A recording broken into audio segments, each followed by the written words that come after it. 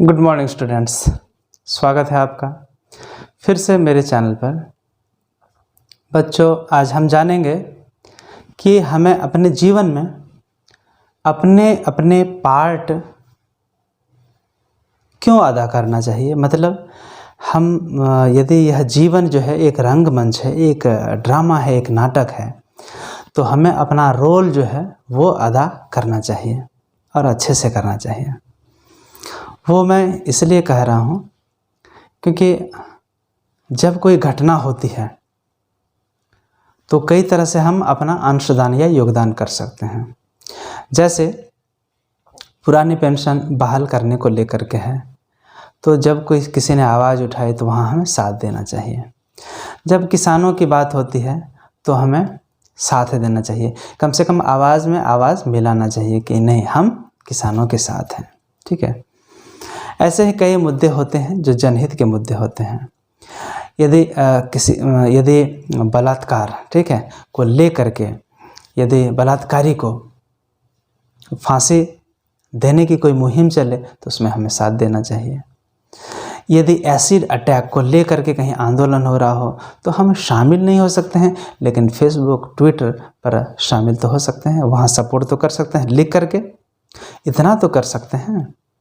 ठीक है, माना कि बहुत सारी मजबूरियां हैं आपकी, लेकिन फेसबुक में फ़ोटो तो चिपकाते हैं हम लोग, वीडियो तो डालते हैं हम लोग, लेकिन एक लाइन लिखने में हमें डर लगता है, हमें शर्म आती है।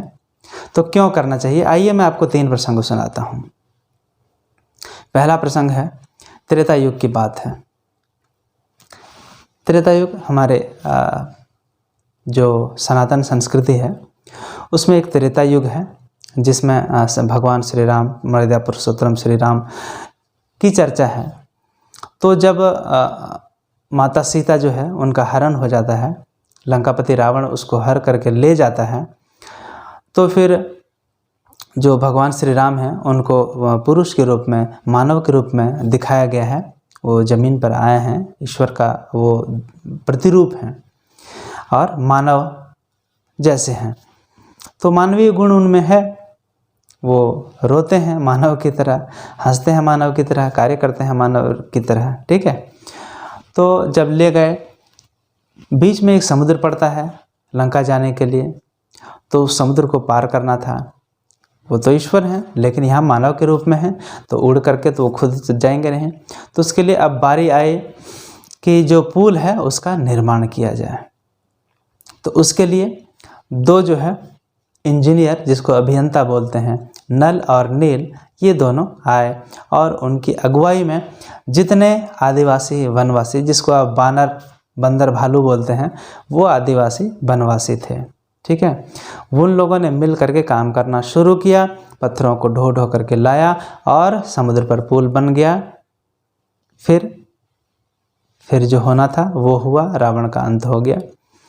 लेकिन इस दरमियान एक छोटी सी गिलहरी जो है वह भी छोटे छोटे कंकड़ उठा उठा करके ला करके जहाँ पुल बन रहा है वहाँ पे जमा करती है, रखती है।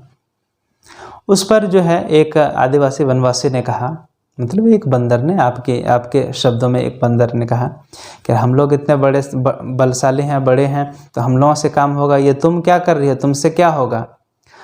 तो गिलहरी ने क्या जवाब दिया मालूम है आपको? गिलहरी ने कहा कि जब भी भगवान श्री राम के बारे में चर्चा होगी, उनकी पूरी कहानी को लोग बयां करेंगे, तो जब उसमें पुल निर्माण के बारे में बात आएगी तो उसमें मेरा भी नाम आएगा, इतिहास में दर्ज होगा। और बिल्कुल सही बात है, जब भी रामायण की बात चलती है, जब भी इसकी कथा सुनाई जाती है, तो उसमें गिलहरी का नाम जरूर आता है।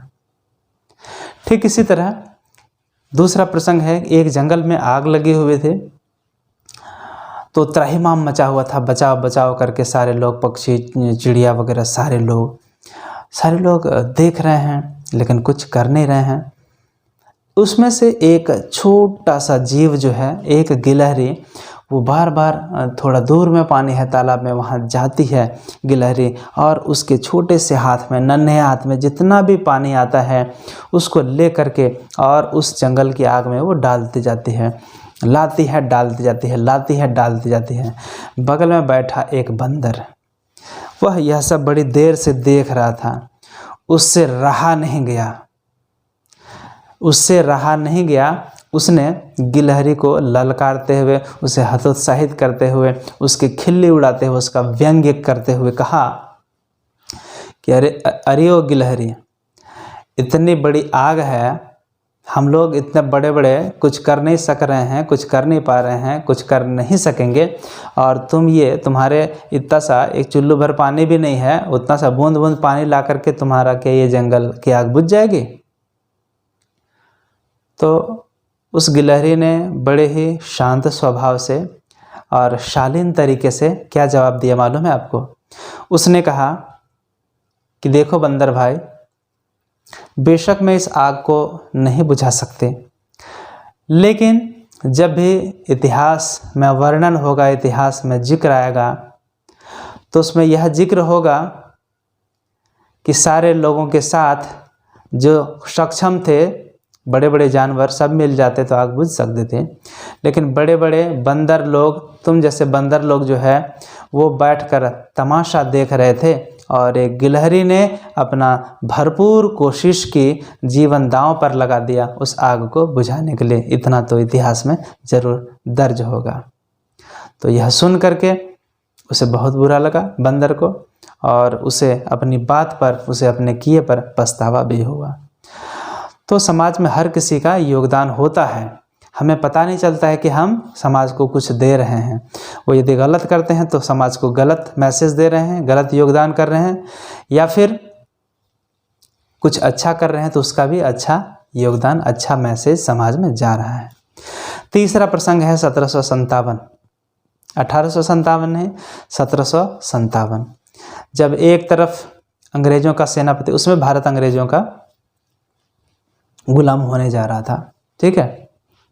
कंपनी तो बहुत पहले आई, लेकिन सैन्य शासन जो होता है, अपनी सत्ता, राजनीतिक सत्ता हासिल करना, वो पहली बार अच्छे तरीके से 1757 में हुआ।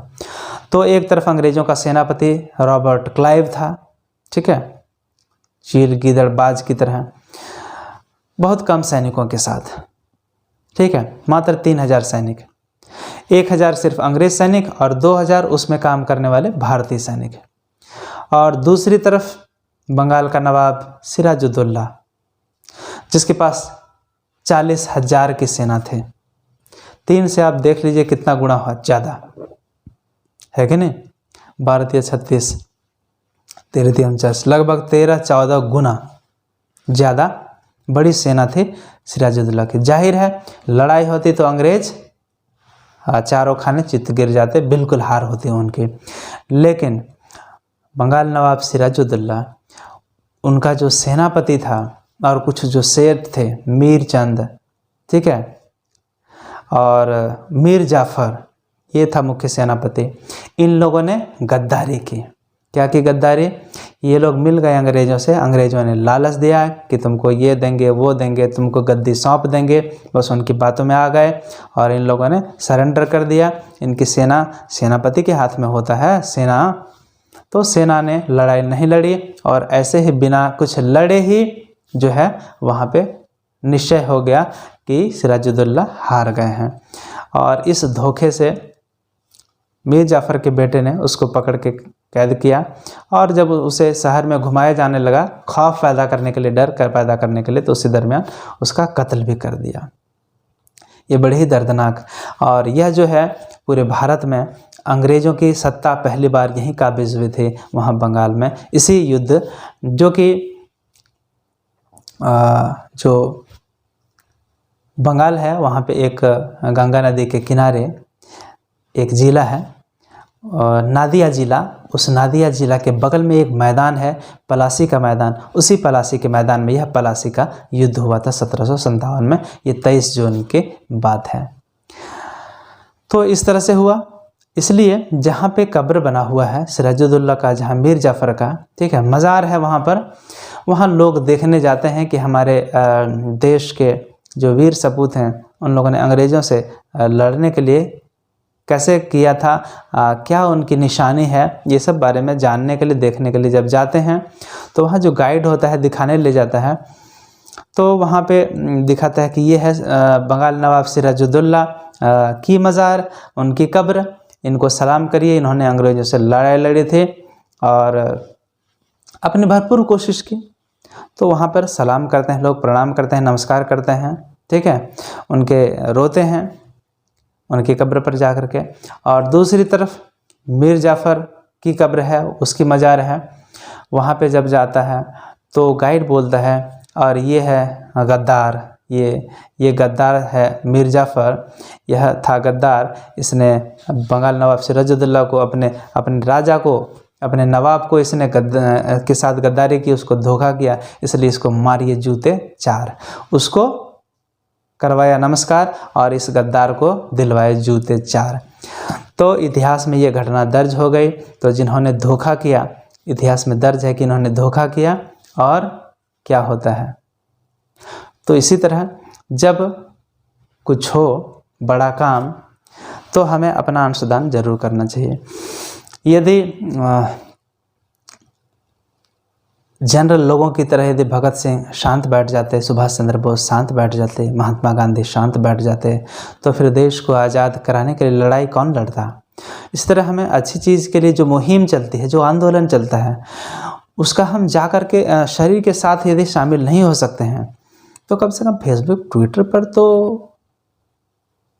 सपोर्ट कर सकते हैं, लेकिन वहाँ भी लोग डरते हैं, हिचकिचाते हैं। ये बिल्कुल ही गलत बात है। इससे क्या होगा, जो गलत नीति है उसका हमें एक लाइन में विरोध करना चाहिए। ऐसा थोड़े है कि हम सरकार के खिलाफ हैं, हम सरकार की नीति के खिलाफ हो सकते हैं। कोई भी सरकार हो, लोकतांत्रिक हो या फिर जो भी हो, उसकी नीति गलत हो सकती है, तो हम लोग नीतियों की आलोचना किया करते हैं। तो नीति की आलोचना की जा सकती है। नीतियों की आलोचना करने का मतलब ये नहीं है कि हम देशद्रोही हैं, ठीक है। तो हमें अपने जीवन में सच्ची बात का साथ देना चाहिए, सच्ची चीज़ का साथ देना चाहिए और हमें अपना पार्ट जो है वो अदा करना चाहिए लाइफ में।